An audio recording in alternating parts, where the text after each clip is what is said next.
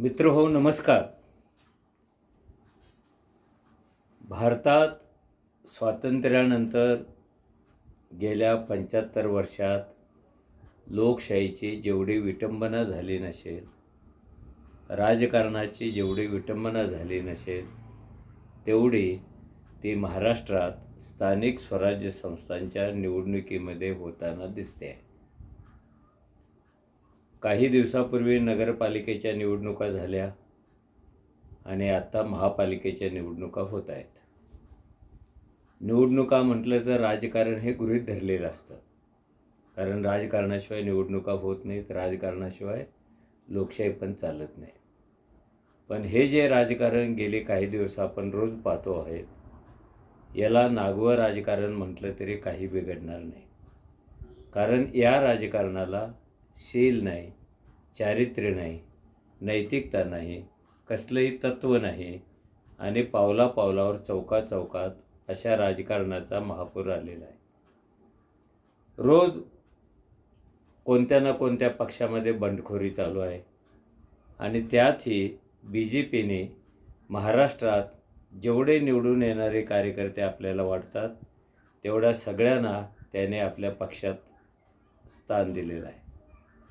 अगदी निवडणुकीचा अर्ज भरण्याच्या शेवटच्या दिवशी, शेवटच्या तासापर्यंत राजकारणामध्ये पक्षांतर चालू होतं, बंड चालू होतं आणि एक असं विचित्र दृश्य जे लोकशाहीला मारक आहे असं दृश्य आपण सगळेच पाहत होतो.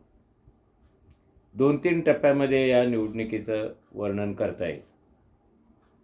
जिथे लोकशाही असते तिथे सत्तेचं विकेंद्रीकरण होत असतं, किंबहुना सत्तेच्या विकेंद्रीकरणासाठीच लोकशाही असते. पण आपल्या 2 निवडणुकीमध्ये काय काय दिसलं? एकाच कुटुंबातले अनेक जण निवडणूक रिंगणात आहेत.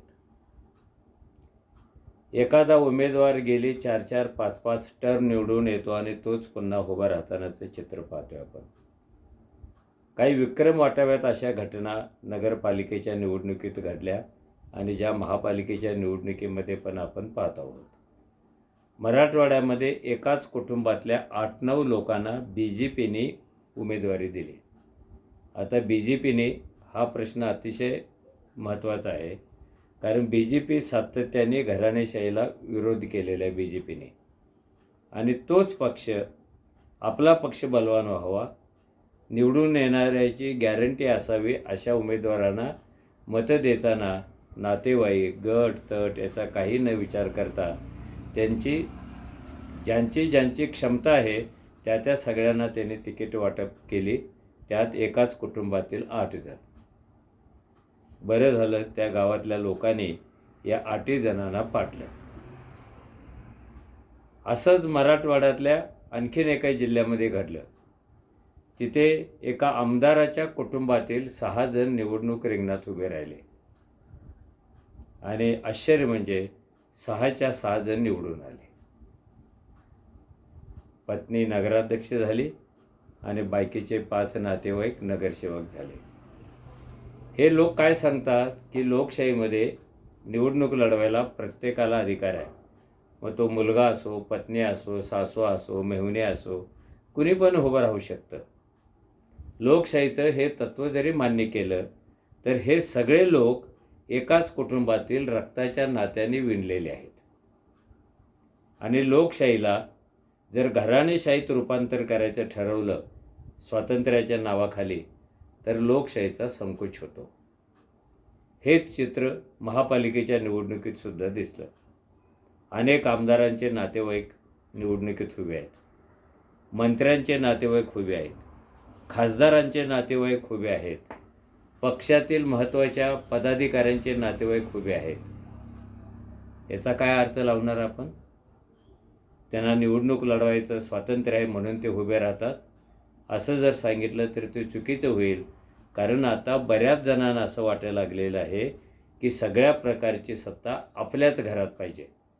पार्लमेंट आपल्या घरात पाहिजे, असेंब्ली आपल्या घरात पाहिजे, कॉर्पोरेशन आपल्या घरात पाहिजे, ZP पण आपल्या घरात पाहिजे, पंचायत समिती नव्हे तर ग्रामपंचायत पण आपल्या घरात पाहिजे. इथे लोकशाहीतल्या स्वातंत्र्याचा प्रश्न येत नाही, तर सत्तेचे हाव किती वाढलेले आहे आणि ती सत्ता एकवटण्यासाठी किती विचित्र प्रयोग केले जात आहेत हे यातून सिद्ध होतं. गेल्या 4 दिवसापर्यंत शिवसेना आणि मनसेच्या ऐक्याची घोषणा व्हायची होती. ती झाली 2 दिवसापूर्वी. या घोषणेचा शिवसेनेतल्या म्हणजे उद्धव ठाकरेंच्या शिवसेनेतल्या कार्यकर्त्यांना आणि राज ठाकरेंच्या मनसेतील कार्यकर्त्यांना इतका आनंद झाला, कार्यकर्त्यांना, नेत्यांना, की त्यांनी महाराष्ट्रभर गुलाल उधळला, फटाके वाजवले, मिठाई वाटली, भोजनावळे घातल्या, घोषणा दिल्या, कारण ह्या दोघांची आता युती झालेली होती. नाशिकमध्ये असंच घडलं. या दोन्ही पक्षातले जे गब्बर नेते होते, प्रदेश पातळीवरचे, शहर पातळीवरचे, त्यांनी पण मिठाई वाटली, त्यांनी पण फटाके वाजवले आणि आता BJPचा सुपडा साफ करणार अशी प्रतिज्ञा पण त्यांनी केली. गंमत म्हणजे रात्री 10-11 वाजता केलेल्या ह्या घोषणा सकाळी बासनात बांधून ठेवण्यात आल्या आणि घोषणा देणारे जेवढे नेते होते ते सगळेच्या सगळे BJPमध्ये गेले. रात्री BJPचा सुपडा साफ करण्याची प्रतिज्ञा आणि सकाळी BJPच्या दारात लोटांगण. कोणती नैतिकता आपण समाजाला शिकवायला लागलो? कोणतं तत्त्वज्ञान याच्या मागे आहे? आणि गंमत म्हणजे याच राजकीय नेत्याने राजकारणातल्या दुष्कर्माला पाठिंबा देण्यासाठी त्याचे नाळ विकासाशी जोडायचा प्रयत्न केलेला आहे. तू पक्ष का सोडतो? विकासासाठी. तू बंड का करतो? विकासासाठी. तू एका वर्षात 4 पक्ष का बदलतो? विकासासाठी. तू पैसे का वाटतोस? निवडून येऊन विकास करायचा आहे म्हणून. तू वस्तू का वाटतोस? निवडून येऊन विकास करायचा आहे म्हणून. लोकशाहीमध्ये सत्ता हे विकासाचं साधन जरी असलं तर ते किती भ्रष्ट मार्गाने आपण मिळवणार आहोत यावर लोकशाहीचं चारित्र्य अवलंबून असतं. इथे लोकशाही, तिचं चारित्र्य, तिचं शील, तिची नैतिकता सगळंच गुंडाळून तिला जणू काही विवस्त्र केलं जात आहे असे चित्र महाराष्ट्रातल्या गावागावात दिसायला लागलेले आहेत. आणि गंमत म्हणजे BJPने ह्याच्यासाठी जास्त पुढाकार घेतलेला आहे. जो BJP गेली 40-50 वर्षे चारित्र्याच्या गप्पा मारत आला, संस्कृतीच्या गप्पा मारत आला, शीलाच्या गप्पा मारत आल्या, त्याच्याच अंतरंगामध्ये अशा पद्धतीची अनैतिकता तयार झालेली आहे. जेवढे गुंड वाढतात ते सगळे BJPच्या आश्रयाला गेलेले आहेत. जेवढे धनिक ते BJPच्या आश्रयाला गेलेले आहेत. जेवढे वेगळ्या वेगळ्या कारणाने गाजलेले आहेत ते सगळे BJPच्या घरात घुसलेले आहेत.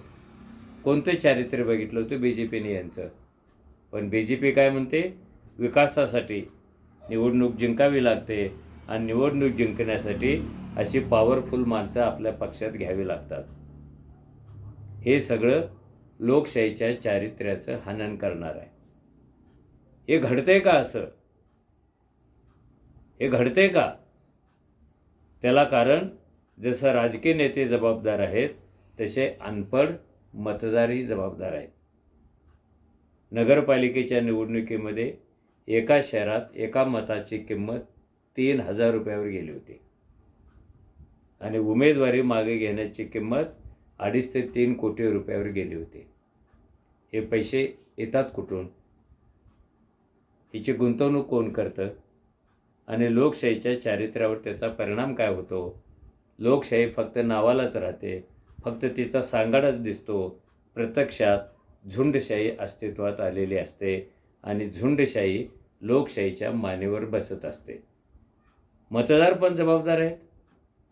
त्याने का आपल्या मताचा लिलाव लावला? नगरपालिकेच्या निवडणुकीमध्ये एका मताची किंमत 3,000वर कुणी नेली? पूर्वी 5-50 रुपये हे खूप मानले जायचे. आता 1,000, 2,000, 4,000च्या पुढे मतं विकली जातात तेवढी रक्कम घेऊन. एकूण काय तर या देशातले काही मतदार आणि या देशातले राजकारणी या दोघांनी मिळून जणू काही लोकशाहीची वाट लावायची ठरवलेली आहे. ती थांबवायची असेल तर पहिल्यांदा मतदारांनी शहाणं व्हायला पाहिजे, कारण लोकशाही त्यांच्यासाठी आहे. लोकशाही त्यांचा आवाज आहे.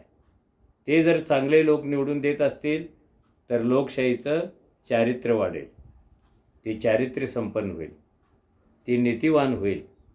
पण जर मतदारांनीच आपलं कॅरेक्टर गमावलं तर लोकशाहीला कुठलं कॅरेक्टर येणार? लोकांचं कॅरेक्टर जसं असतं तसंच कॅरेक्टर लोकशाहीला लाभत असतं, ते कुठून वेगळून येत नाही आहे. मुद्दा असा आहे, हा राजकारणाचा सट्टेबाजार करणारे, राजकारणात गुंडगिरीला प्रतिष्ठा देणारे, राजकारणात मतांची सौदेबाजी करणारे, राजकारणात दुसऱ्या पक्षाला अडचणीत आणण्यासाठी त्याचे पक्ष फोडणारे,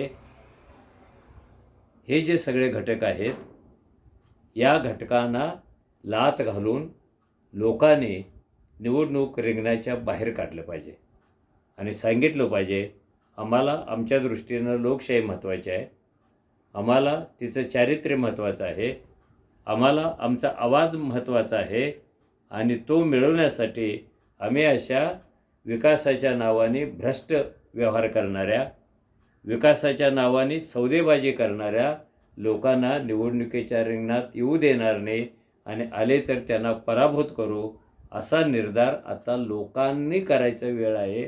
तो जर केला नाही तर एक नेता एका दिवसात 4-4 वेळा पक्ष बदलू शकतो. सकाळी एका रंगाची टोपी, दुपारी दुसऱ्या रंगाची टोपी, संध्याकाळी तिसऱ्या रंगाची आणि रात्री 12 वाजता डोक्याला टोपीच नाही, अशा पद्धतीचे नालायक नेते तयार होतील आणि ते लोकशाहीला घातक असतील. म्हणून लोकांची जबाबदारी आहे की तुम्हाला कोणती लोकशाही पाहिजे, तुम्हाला नेते कोणते पाहिजेत, तुम्हाला निवडणुका कशा पाहिजेत आणि तुमच्या विकासाच्या कल्पना नेमक्या काय आहेत हे तुम्हाला सांगता आलं पाहिजे. विकास आणि निवडणुकी ह्याचं नातंसुद्धा जोडता कामा नये. तुम्ही आम्हाला मतं दिली तर तुमच्या गावात विकास करू आणि नाही मतं दिल्यानंतर तुमच्या गावात रस्ता आणणार नाही, वीज आणणार नाही, पाणी आणणार नाही. हा तर सगळ्यात मोठा भ्रष्टाचार झाला. कारण सरकार म्हणजे हे आभाळातून पडलेली गोष्ट नाही, आपल्याच जनतेच्या करातून जे पैसे जमा होतात तेच विकासासाठी वापरायचे असतात. आम्ही विकास करतो ह्याचा अर्थ काय? तुम्ही तुमच्या पैशाने विकास करता का? आमच्याच पैशातून तुम्हाला आमचा विकास करायचा असतो. मतं दिली काय आणि नाही दिली काय, राजकारण कसंही गेलं तर विकासाची कल्पना ही सुद्धा चारित्र्य प्रधानच लागते. मला वाटतं गावाकडच्या निवडणुका, शहरातल्या निवडणुका म्हणजे लोकशाही बळकट करण्याची एक संधी असते आणि माझी सर्वांना विनंती आहे की ही संधी जर दवडलो तर पुन्हा आपल्याला विकृत स्वरूपातली लोकशाही पाहायला मिळेल, फाटाफूट करणारी लोकशाही पाहायला मिळेल, नेते पक्ष विकत घेणारी लोकशाही पाहायला मिळेल. ते टाळायचं असेल तर येत्या निवडणुकीमध्ये आपण सावध राहिलं पाहिजे, आपण विचारी राहिलं पाहिजे आणि मत म्हणजे कागदाचा बोळा नव्हे, मत म्हणजे शिक्का नव्हे, मत म्हणजे बटन दाबणं नव्हे, तर मत म्हणजे आपला आत्मा आहे आणि आत्म्याचा आवाज म्हणजे मतदान आहे. कोणीही शहाण्या माणसाने आपला हात विकावा, घर विकावं, शेळ्या मेंढ्या विकाव्यात, पण आपला आत्मा कधीच विक्रीला काढू नये असं मला वाटतं आणि तुम्ही विचार कराल या अपेक्षेसह धन्यवाद.